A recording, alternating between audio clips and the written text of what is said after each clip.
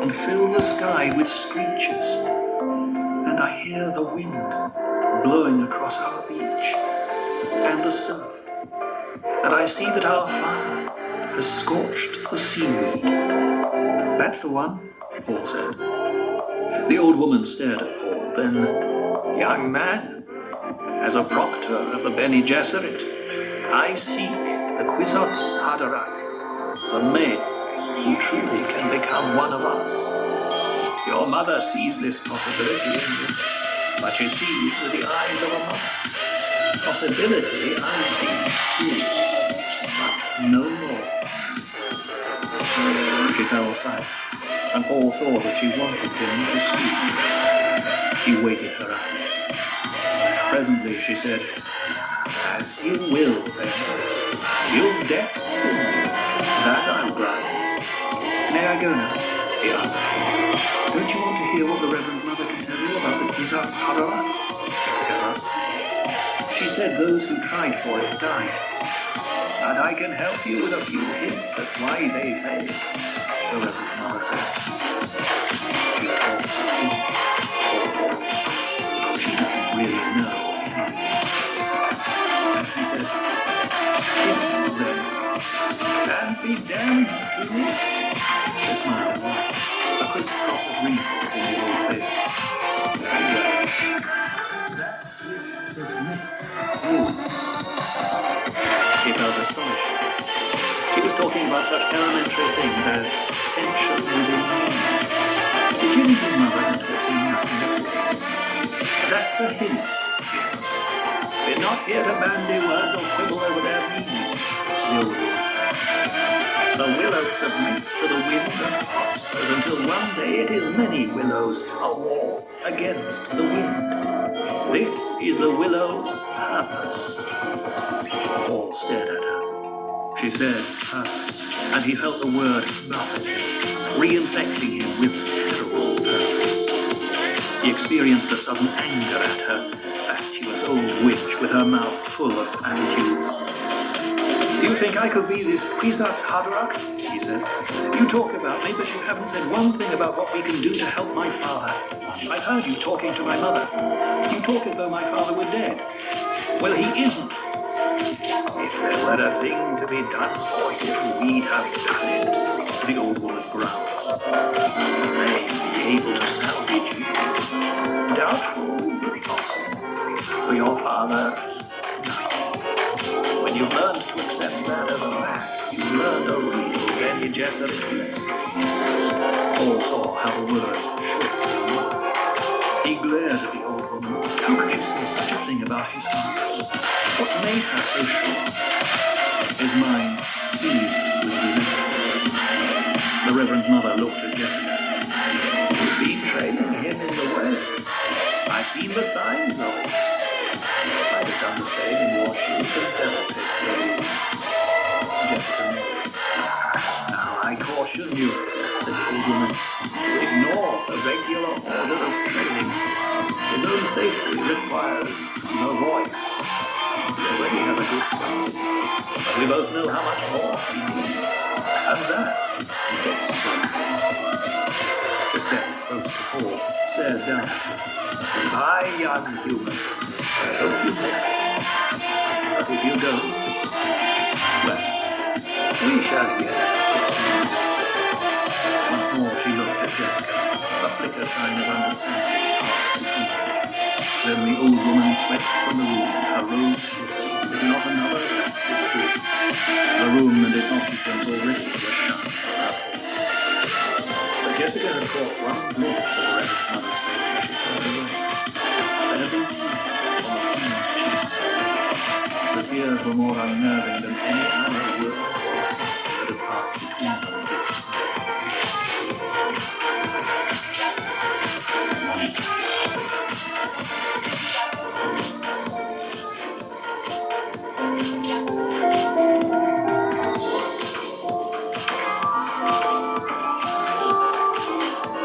You have read that Muad'Dib had no playmates his own age on Caladan.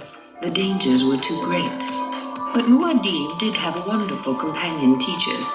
There was Gurney Halleck, the troubadour warrior, You will sing some of Gurney's songs as you read along in this book. There was Thufir Howard, the old Mentat master of assassins, who struck fear even into the heart of the Padishah Emperor.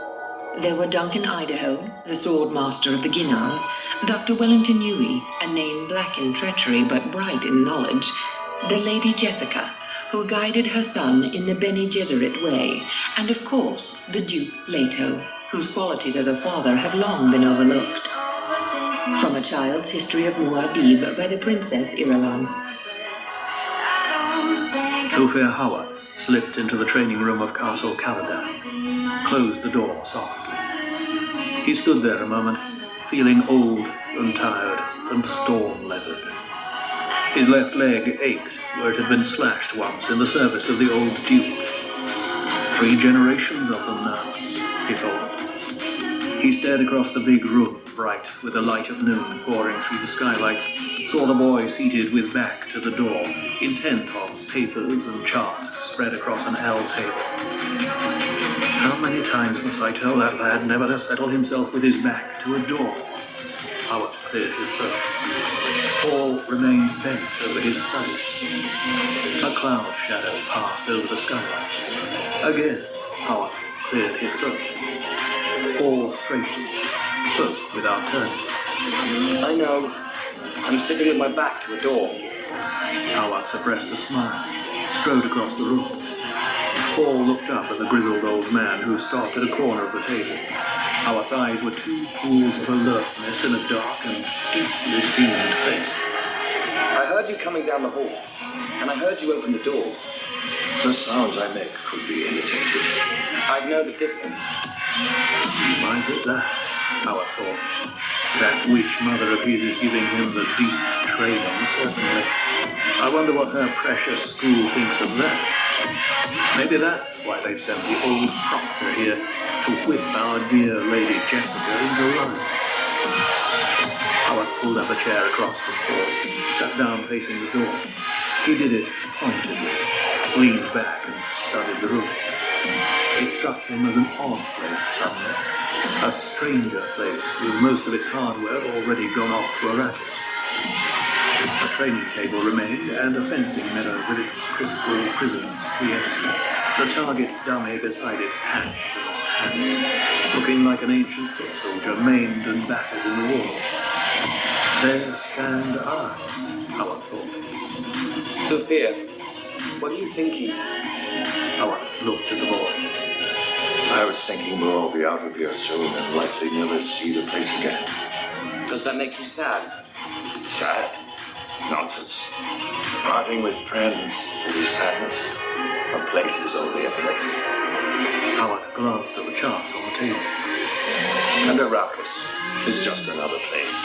Did my father send you up to test me? Howard scowled.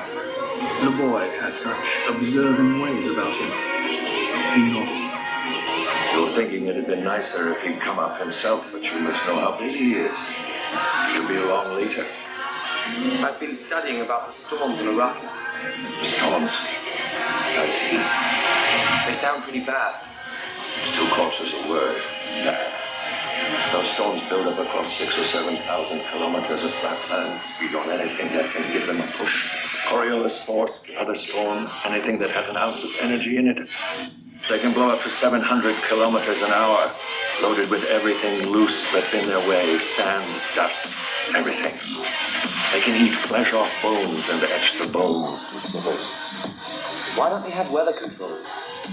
Arrakis has special problems, costs are higher than their fee, maintenance and the like. The guild wants a dreadful high price for satellite control, and your father's house isn't one of the big rich ones' land, you know that. Have you ever seen the Fremen?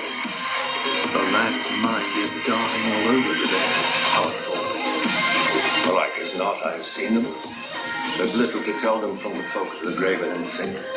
They all wear those great flowing robes, and they stink to heaven in any closed space from those suits they wear, called them still suits, that proclaim the body's own water. Paul swallowed, suddenly aware of the moisture in his mouth, remembering a dream of thirst. The people could want so for water they had to recycle their body moisture, struck him with a feeling of desolation. Water's precious there. Howard nodded, thinking, perhaps I'm doing it, getting across to him the importance of this planet as an enemy. It's madness to go in there without that caution in our minds. Paul looked up at the skylight, aware that it had begun to rain. He saw the spreading wetness on the grey metagrass. Water. You'll learn a great concern for water. As the Duke's son, you'll never want for it, but you'll see the pressures of thirst all around you. Paul wet his lips with his tongue, thinking back to the day a week ago and the ordeal with the Reverend Mother. She, too, had said something about water starvation. You'll learn about the funeral plains, she'd said, about the wilderness that is empty, the wasteland where nothing lives except the spice and the sandworms. You'll stain your eye pits to reduce the sun glare. Shelter will mean a hollow out of the wind and hidden from view.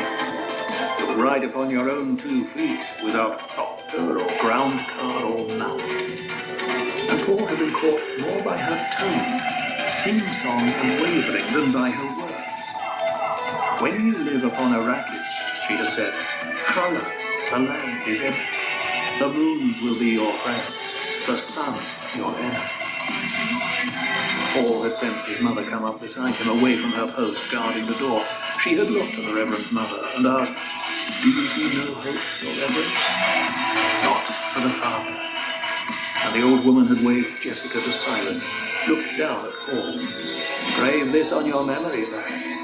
A world is supported by 4 things. She held up 4 big knuckled fingers.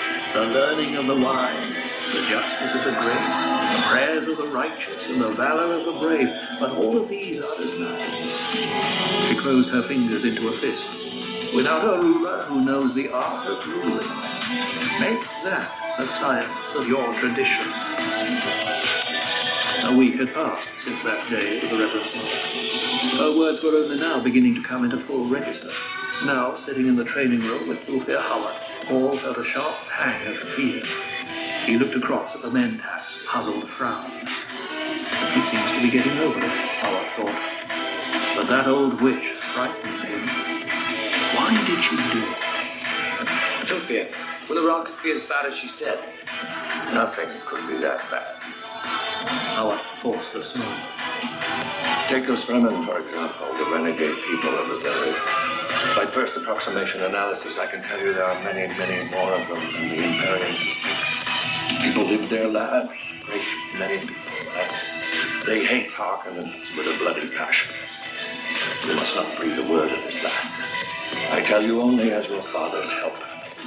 My father has told me of Seleucus Secundus. Do you know, Thulfir, it sounds much like Arrakis. Perhaps not quite as bad, but much like it. Well, you do not really know